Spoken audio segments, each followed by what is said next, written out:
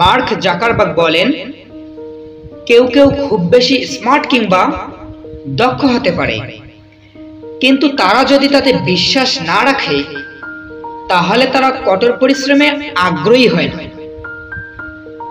George Bernard Shaw বলেন, অন্যের autograph সংগ্রহ করে সময় নষ্ট না করে নিজেকে বরং উপযোগী করে তোলো, যাতে অন্যরা তোমার অটোগ্রাফ সংগ্রহ করে।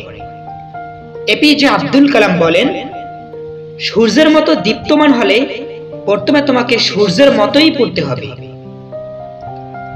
শেরে বাংলায় এ.কে ফজলুল হক বলেন, যে জাতি তার বাচ্চাদের বিড়ালের ভয় দেখিয়ে ঘুম পাড়ায়, তারা সিংহের সাথে লড়াই করা কিভাবে শিখবে?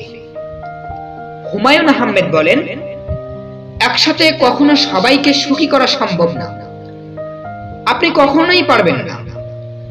কাউকে না কাউকেই অসন্তুষ্ট রাখতেই হবে, আর তাতেই মনে হয় নিজের গোটা পৃথিবীর একটা প্রান্ত যেন অসম্পূর্ণ থেকে যায়। রুদ্র মোহাম্মদ শহীদুল্লাহ বলেন, দ্রুত জানি শুধু একদিন খুব বেশি নিকটে ছিলাম। গৌতম বুদ্ধ বলেন, যিনি যত অধিক ভাষণ করুন না কেন তাতে তিনি ধর্মপ্রাণ হতে পারে না।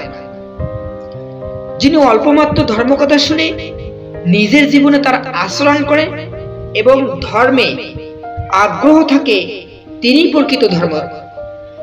প্রকৃত ধর্মধর।